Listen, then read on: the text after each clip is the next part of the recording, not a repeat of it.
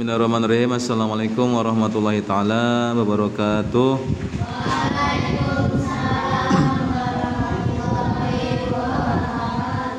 Bismillah, alhamdulillah, Allahumma sholli ala sayyidina Muhammad wa ala ali sayyidina Muhammad. Rabbis shrah li sadri wa yassir li amri wahlul 'uqdatam min lisani yafqahu qawli. Rabbiz zidna ilman, rabbiz zidna ilman, rabbiz zidna ilman warzuqna fahman ya fatahu ya alim, ya fatahu ya alim, ya fatahu ya alim bi rahmatika ya arhamar rahimin. Alhamdulillah kita masih diberi kesehatan, sehat walafiat sehingga kita bisa melaksanakan perintah Allah yaitu mencari ilmu agama. Sekarang bagian pelajaran akhlak pasal ke-1, kewajiban ke Allah Subhanahu wa taala. Lihat tulisannya. Ari Allah eta dat anu tos maparin rahmat ka urang sadaya di antawisna. Allah itu sudah memberi rahmat kepada kita semua. Ya, apa itu rahmat? Kasih sayang. Berarti Allah itu sayang sama siapa? Sama kita, ya. Karena secara tidak langsung hakikatnya Allah yang mengurus kita, Allah yang mengatur alam dunia. Kalau dunia tidak diatur sama Allah, ya, itu dunia bakal hancur, bakal planet bakal berterbangan, ya, terbentur sama planet yang lain. Tapi Allah yang mengatur. Kamu tahu Pak, bumi berputar dalam porosnya, ya kan?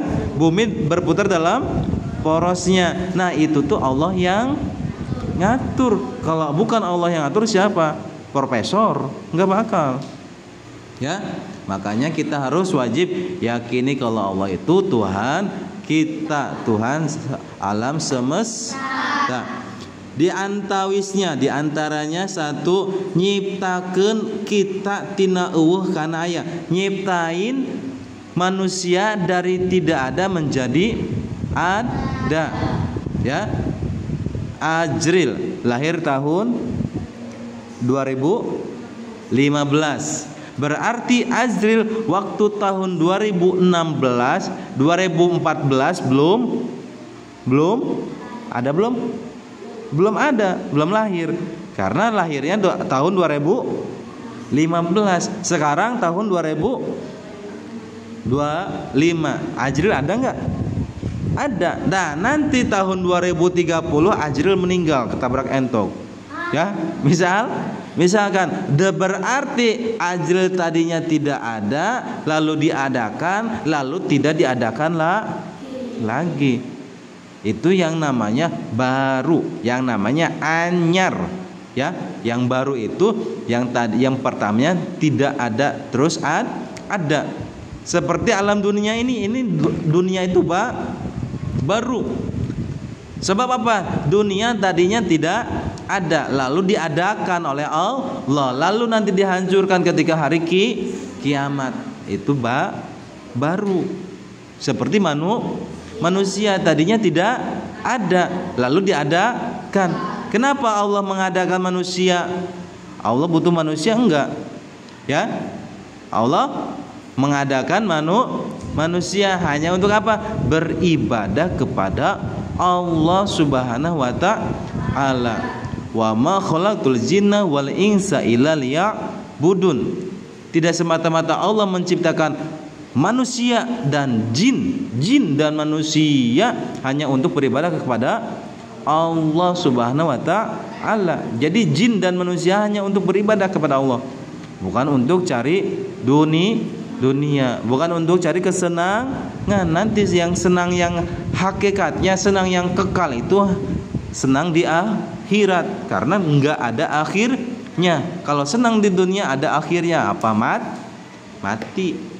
Ya, makanya kalau mencari kesenangan nanti senangnya di akhirat, jangan senang di dunia, karena senangnya di dunia mah hanya sementara. Ya, kalau kata guru aku nih, kamu kalau misalkan lagi senang, ya, seperti kamu lagi naik motor ketemu turunan, gampang banget kan, nggak usah digas kan. Terus ketika kamu lagi sedih, seperti kamu naik motor lalu ada tanjakan, dan gigi satu nggak mau nanjak, ya pelan-pelan, ya. Makanya ketika kamu senang jangan terlalu senang, karena sebentar lagi kamu bakal sedih, ya. Habis turunan pasti tanjakan, ya kan? Nah, ketika kamu sedih jangan terlalu sedih banget, sebab nanti sebentar lagi senang. Karena ketika habis tanjakan bakal turunan lagi. Makanya gitu, ya. Apalagi kamu sampai putus asa, wah nggak boleh itu. Namanya copot iman, ya. Udahlah, kata siapa tuh, aku mah mau bunuh diri aja di tanggal toge, kata tepat. Nah, nggak boleh, ya. Itu tuh namanya apa? Nggak ada imannya. Nah, itu ciri Allah sayang kepada kita, menciptakan kita tadinya tidak ada menjadi ada. Itu namanya rahmat Allah kepada manusia. Yang kedua, nyiptakeun akal ka urang. Menciptakan apa? Akal. Kalau manusia nggak ada akalnya gimana? Kayak orang gila. Orang gila itu ada akalnya, cuma nggak sehat. Akalnya nggak sehat, ya. Kayak Rizky, ya. Rizky misalkan apa, mikirin Neng Darwijum aja, ya. Itu akalnya nggak sehat, sehingga apa? Gila. Awas jangan sampai begitu, Riz, ya. Contoh ini mah. Nah, ciri rahmat Allah yang kedua yaitu menciptakan akal kepada manusia. Akal terbagi dua. Satu akal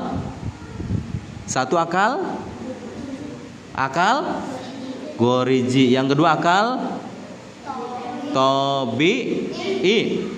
Apa, Riz? Akal manusia apa? Salah, kebalik. Akal manusia adalah akal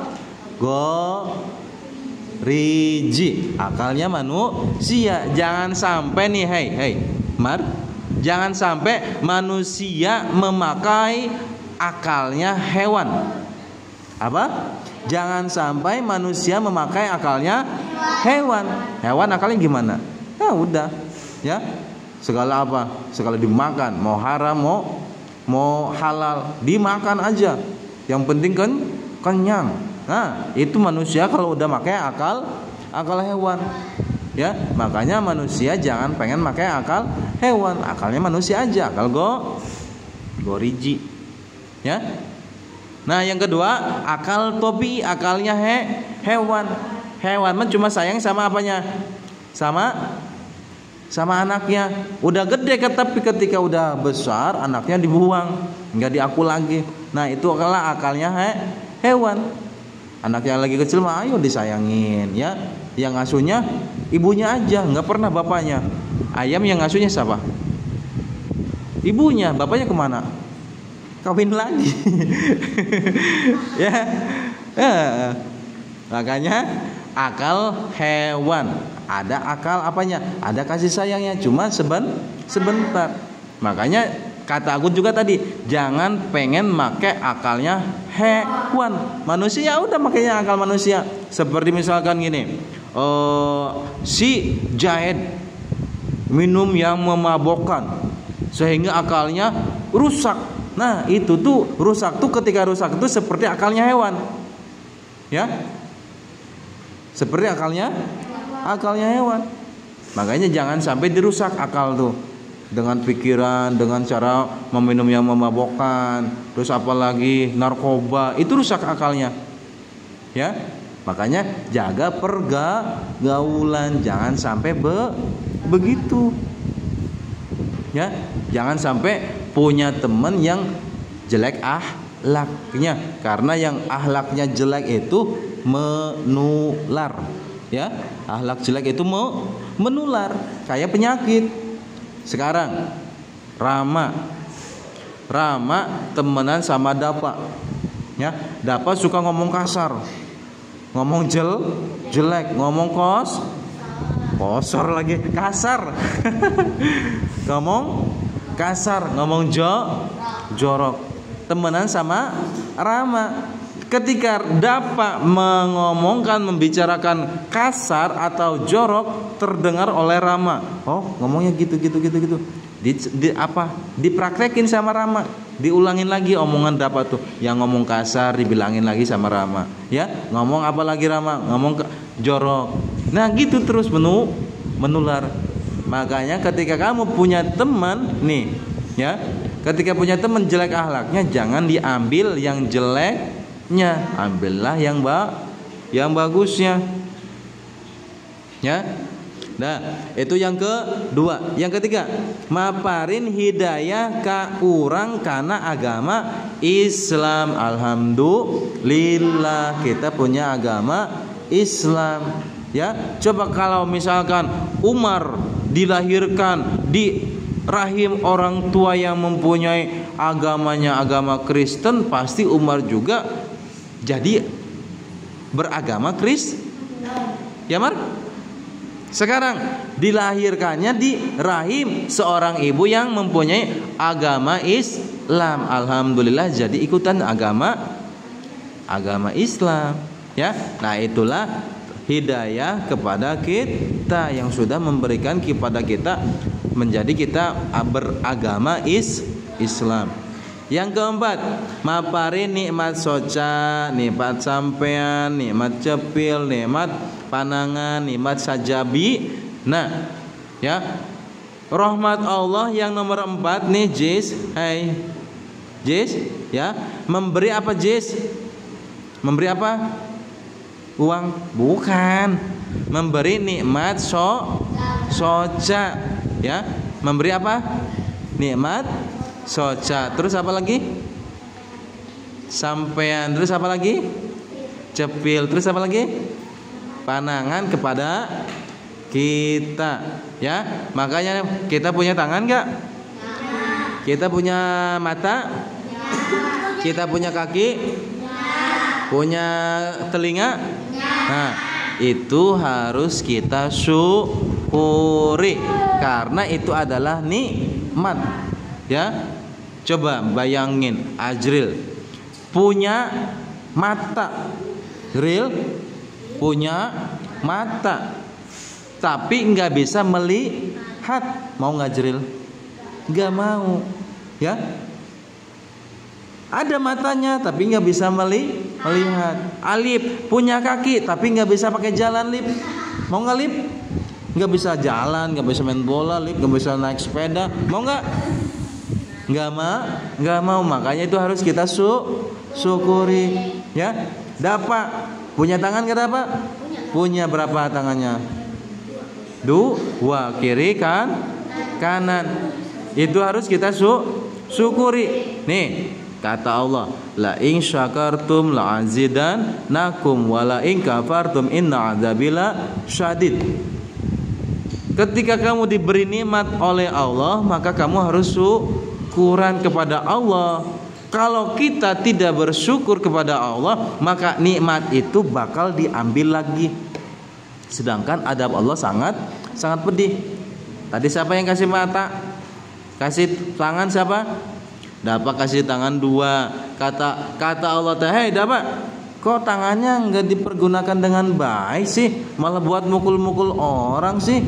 Ya, udah sama aku ambil lagi, kata Allah tuh. Kata dapat tuh, jangan diambil, ya. Masa diambil, aku nggak bisa makan pakai kaki dong, ya. Nggak bisa makan, nanti nggak bisa beraktivitas. Ya udah nggak apa-apa, ada tangannya, cuman dikasih lumpuh, nggak bisa digerakin tangannya. Ya, itulah orang yang tidak pandai bersyukur. Makanya harus kita syukuri nikmat apapun, mau besar mau kecil, bilang alhamdulillah. Ya, paham tuh?